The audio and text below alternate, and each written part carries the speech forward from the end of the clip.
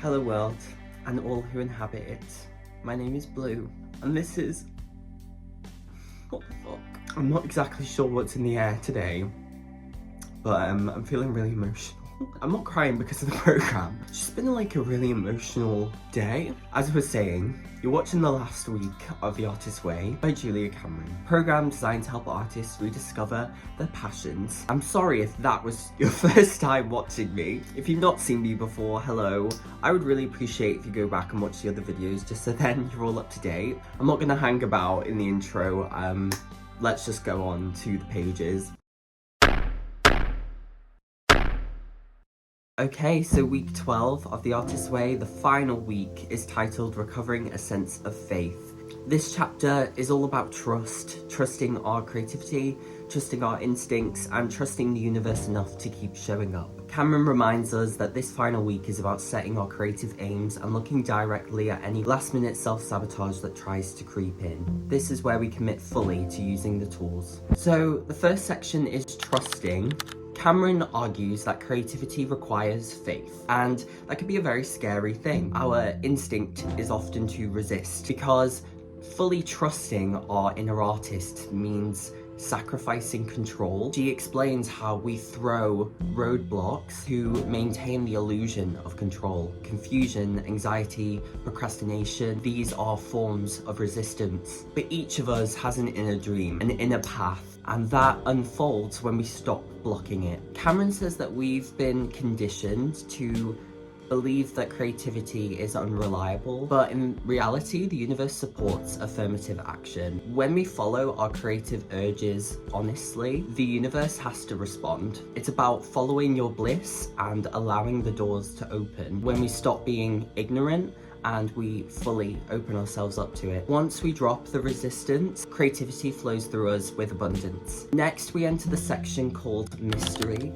Cameron reminds us that creativity begins not in clarity, but in darkness. We don't walk into inspiration with a spotlight. We feel our way forward, and that is normal. She compares new ideas to seeds that need the dark soil to grow. If we try to drag ideas into the light too quickly, we then interrupt that growth. She talks about how creativity often comes in fragments, images, flashes, little pieces that kind of don't make sense yet, but that randomness is part of the process. There is a metaphor about baking bread that if you poke the dough too much, it won't rise. Creative ideas are the exact same. They need patience and warmth and trust to be able to develop. This section is essentially saying, let your ideas grow in their own time. Trust that the aha moment is coming, and very often it comes suddenly, almost like a light bulb flicking on. Then we move into the imagination at play. Cameron often says that we think of creativity with a capital A, as in art, something serious, grand, and precious, but real creative living requires play. She encourages to re-examine our hobbies that don't serve a career purpose, but do serve joy. Many breakthroughs will come from the relaxed, playful state that we enter through hobbies. It's like you might be a screenwriter, but like you might do something like gardening or like painting or pottery making, and then the idea comes to you. It sort of links with the zen of sports that we talked about last week. This kind of play quiets that overthinking brain and reconnects us to flow. It also connects us to the innocent, childlike version of ourselves. As we start to play again, old memories will resurface, sometimes quite unexpectedly. Cameron shares stories about artists who remember the first sets that they painted and the first roles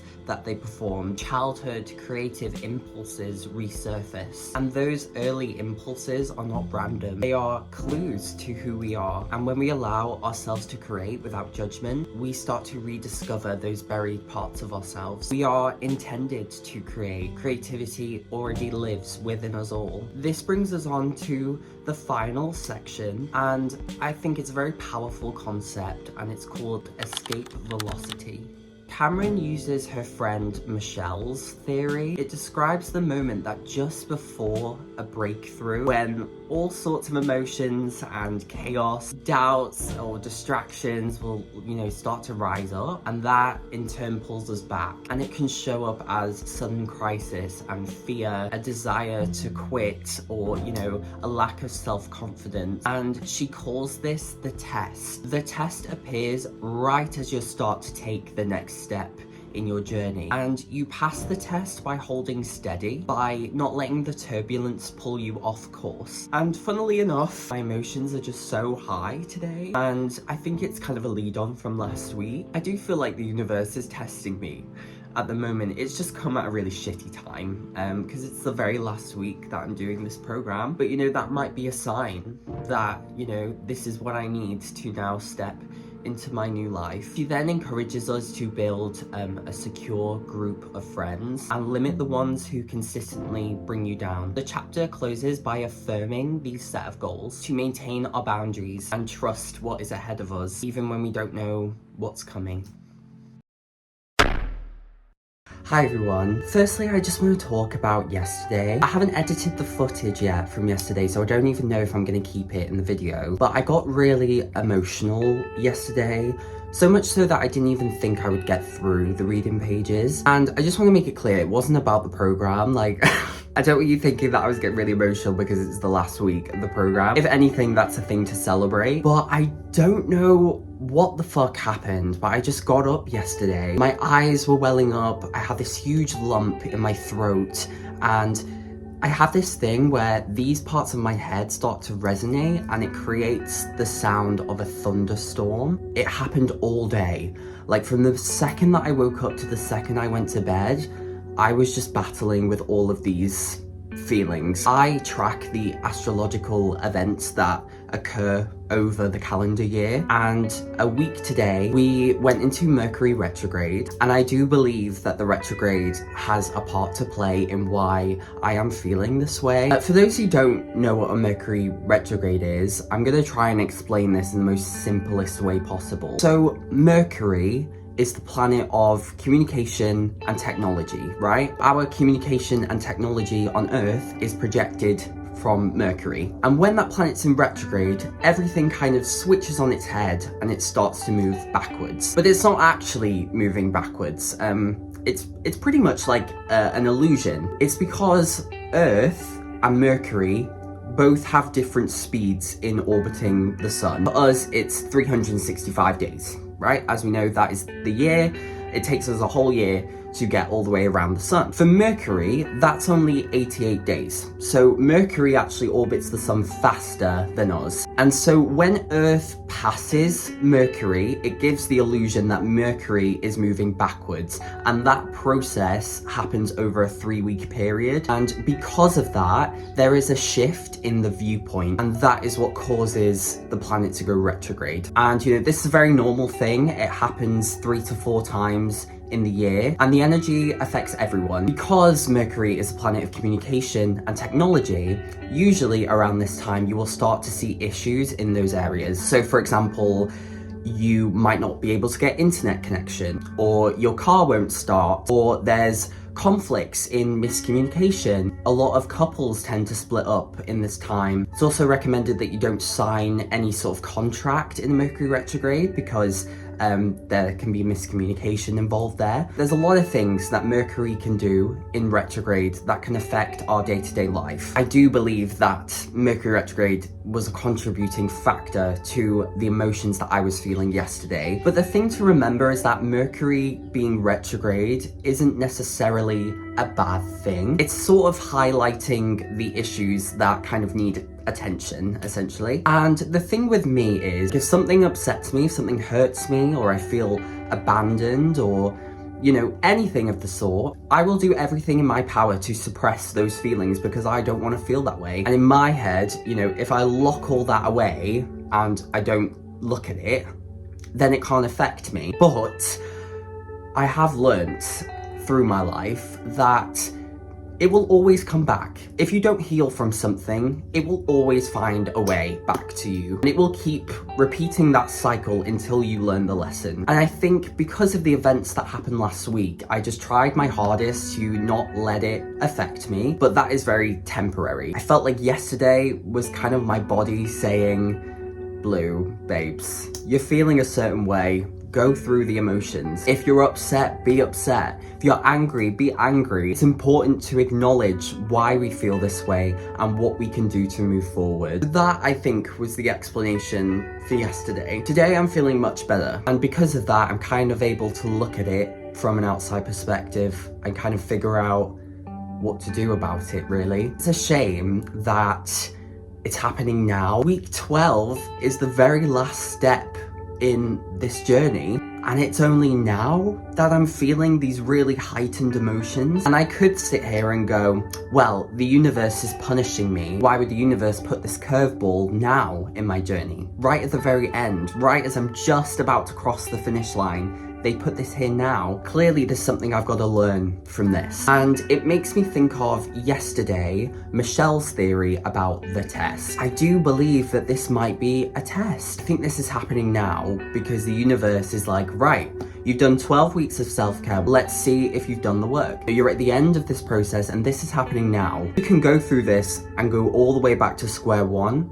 or you can acknowledge what's going on and figure out a way to move forward. I do think this is a test. It makes sense for it to be a test. I've worked too hard and too long on this program to give it up now. So I'm not gonna let it. I'm gonna go through the emotions, but I'm still gonna move steadily. I know that everything happens for a reason. There was a reason why I was emotional yesterday, and it's up to me to figure out why that is and how I can move forward. And I'm only mentioning this because it ties in with the task today of acknowledging your fears, the resistance, any angers or grievances. And I think because this is all happening now, this creates fear for me that when I finish this program, am I gonna maintain this strong, positive, confident energy? Or this little blip that's happening now, is this gonna send me right back to the start again? It's a fear that I have, you know? What happens next? I hate living in uncertainty. I hate it. But I've chosen the wrong career. I've chosen the wrong life to be fearful of uncertainty. I have to trust. I have to learn to trust. And that's exactly what I'm doing. I'm gonna ride the waves as they come. It's getting really dark outside. I also need to get ready for work. I'm really hoping that the rest of the week is a lot more swift than it has been for the past few days. I've literally had to double layer because it is so fucking cold in this house. Of course, it would not be a new day without talking about my hair. She's very long and luscious today. Anyway, let's go on to the tasks for today. So the first one, and I'm really excited for this one. So if you remember on Tuesday, I spoke a little bit about my fears and my resentments and my worries. And so kind of linking into that, the task for today is to select what's known as a God jar. Now, if you don't know what a God jar is, it's very simple and a very wonderful concept. So a God jar is a container, a box, a vase, a jar itself. And it's where you place your fears, your resentments, your worries, hopes, dreams, anything that just feels a little too heavy to carry. And by writing it down and placing it within the jar, you're symbolically handing it over to the universe. It's like saying, I don't have to carry this by myself anymore. The universe is on my side. So here is my God jar. It is an instant Nescafe coffee jar that I have emptied. And I've also put something on the back that I'm gonna read out for you. It says, all fears, resentments, and worries placed within this jar are no longer mine to carry. They are now in the hands of the universe. I am safe, supported, and free to move forward with trust. So it is empty. There is nothing in it. I have already written down some of the things that I want to release. I fear that dreaming is a waste of time. I fear that it won't work out for me. I fear that I'm not enough. I worry that my dreams are unrealistic. Things like that. Now, with those written out, I am placing them within the jar and I'm closing the lid. And now it's in the universe's hands. I do not need to worry about these things anymore. And that's it. It feels quite small, but actually it's quite huge, trusting that the universe is going to meet me halfway in solving these problems. And I trust that it will. I trust I'm on the right path. I trust that I am exactly where I am supposed to be right now. Shifting the focus from fear and worry, the book encourages us to look back on positive affirmations. It's to basically reread some of the affirmations that are within the first few pages of the book. I'm not going to read these on camera because I think I've already done that. I'm just going to go ahead and read these affirmations.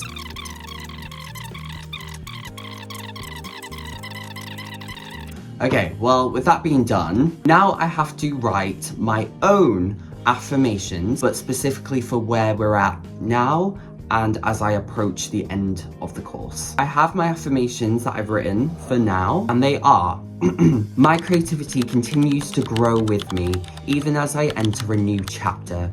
I trust the path my creativity is leading me toward. I have everything I need to express myself fully. New ideas flow to me naturally, joyfully, and consistently. My creative life is only just beginning. I am safe to expand, evolve, and dream bigger. Every day, I become more aligned with my artistic purpose. Okay, and that's kind of the tasks for today. I will be coming back in tomorrow to do the rest of the tasks for the week. Oh, can't believe it's fastly approaching the end of it all, the end of an era. I'm literally adding more layers, just because it's so fucking cold. But anyway, we're here today to do the last remaining tasks. So one of the tasks is to talk about what plans you have from here. What is it that you would most like to create? Now here's the tea. I actually do have some things in the works right now, but I don't want to disclose them on camera though, because I'm a believer in staying silent about plans, because sometimes when you tell too many people on what you want to do or what you want to achieve, I think other people's opinions can subconsciously affect the project. But just know that there are plans being made. I am talking to a few people about those things. The next part of the task is to list 5 people that you know support you. Now, due to privacy, I'm not going to disclose people's names, but of course it's my friends, you know? It's the people that lift me up. I could talk to them about anything, about my dreams, my plans. I'm confident talking to them about those things. The very last thing that I'm gonna do, I don't know if you remember last week, but I was gonna post a letter. But I remember I was gonna post a letter to myself on Sunday, but the post office was closed. So on Monday, that's what I did. And it arrived today. So I'm gonna open it and read it on camera. Dear Bleu, I know you've been carrying so much. Dreams that feel elusive, ideas too fragile, and that burning ache of wanting something that clearly isn't meant for you right now. But know this, you're doing beautifully, and you're exactly where you are supposed to be at this time. Even on the days when nothing gets made, the inspiration feels quiet, and doubt sits a little close, you are still an artist. You always have been and always will be. Your creativity is not measured by productivity. It's measured by the way you see the world. The details you notice, the emotions you hold, and the stories that rise in your heart. Your art is alive even in rest. You do not need to be perfect. You do not need to have everything figured out. You don't need permission. Be gentle with yourself, gentle with progress and pace.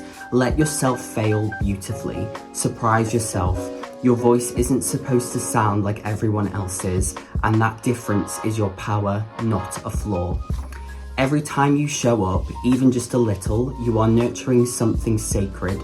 Every time you take a step away from pressure, comparison, fear, you are claiming space for something truer to grow. Trust that what wants to be created through you will come. Trust that you are capable of carrying it. Trust that it doesn't need to be forced. I am here with you, cheering for you, protecting you, to remind you that you're always enough. With love and belief, Bleu. It's really nice. It reminds me of the first few weeks when we were doing this, and the difference is crazy.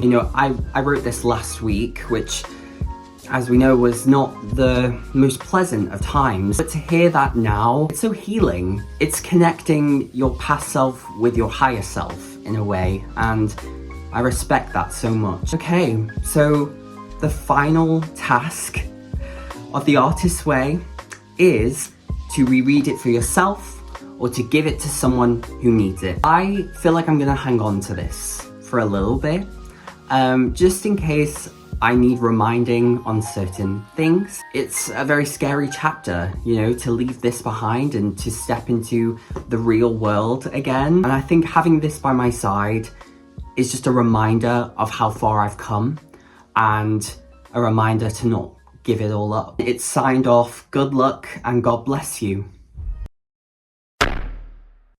Hi everyone, you're watching the very last check-in for week 12 of the Artist's Way programme. Okay, so I'm going to start with the morning pages. I'm only going to talk about the week. I'm not going to talk about the whole journey. Okay, so at the start of the week, I was obviously feeling a certain way, and I was not shy at all to express my feelings in the pages. Like I was saying last week, I was trying to avoid talking about that stuff because in a way it was affirming to myself that this was how I was feeling. I didn't want that emotion to linger because I don't want to feel that way. I'm not going to put energy towards it. But I felt like it was important this week that if those emotions came up, I would look inward and really pick apart how I was feeling.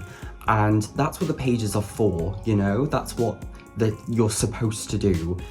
They're supposed to be messy and they're supposed to be raw. And I decided to just go for it, you know? In the times where I was upset or I was feeling a little bit rocky, I think it's important to, you know, dissect that and really look at what is the issue here. It's about acknowledging and finding a way to move forward. So I definitely felt like this week, with my emotions running quite high, I felt like it was really important to highlight that within the pages, and they've helped.